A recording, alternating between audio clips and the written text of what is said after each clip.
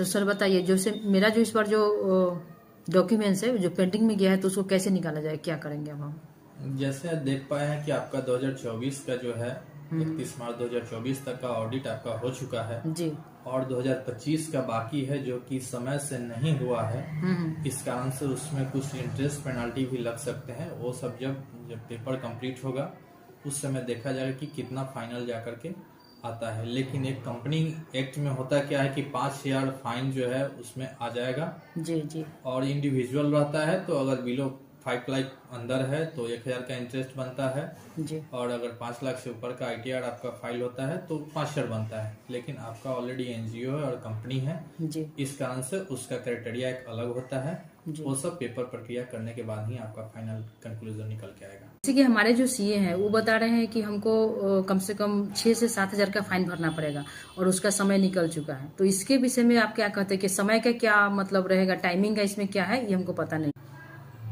Timing का तो एक ड्यू डेट रहता है जो गवर्नमेंट अप्रूव करती है ड्यू डेट। तो अगर ड्यू डेट के बाद अगर आपका जाता है तो डेट बाय डेट फाइन नहीं लगता है। उसका ड्यू डेट जैसे ही क्रॉस करता है तो जो कंपनी का नियम रहता है उसके हिसाब से फाइन लगता है, नहीं कि डेज वाइज लगता है।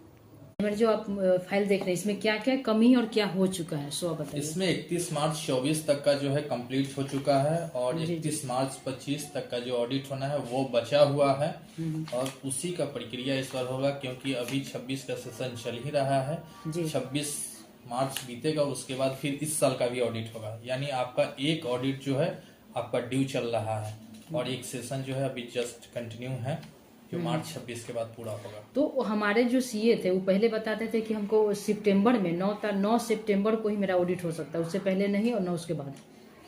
नहीं, 31 जुलाई तक इंडिविजुअल का डेट होता है और 31 अक्टूबर तक का डेट होता है ऑडिट का। जो कि उसके बाद भी अगर गवर्नमेंट अगर डेट बढ़ा देती है तब जाकर के कुछ दिन और बढ़ जाता है, नहीं तो सिर्फ 31 अक्टूबर तक ही ऑडिट का डेट रहता है। उसके बाद से इंटरेस्ट पेनल्टी लगना शुरू हो जाता है।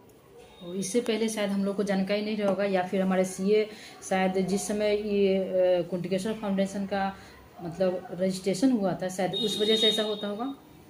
यस, यही हो सकता है। बिल्कुल जी जी। हो सकता है। कुछ होता है कि जानकारी के अभाव में भी नहीं पता चल पाता है कि हमारा पेपर वर्क क्या होता है और एज ए सीए वर्क ज्यादा लोड प्रेशर पड़ने के कारण जो होता है कुछ ऐसे फाइल पे है जब तक आप एक्टिव नहीं होते हैं तो ध्यान नहीं दे पाते हैं, इस कारण से पेंडिंग हो जाती है।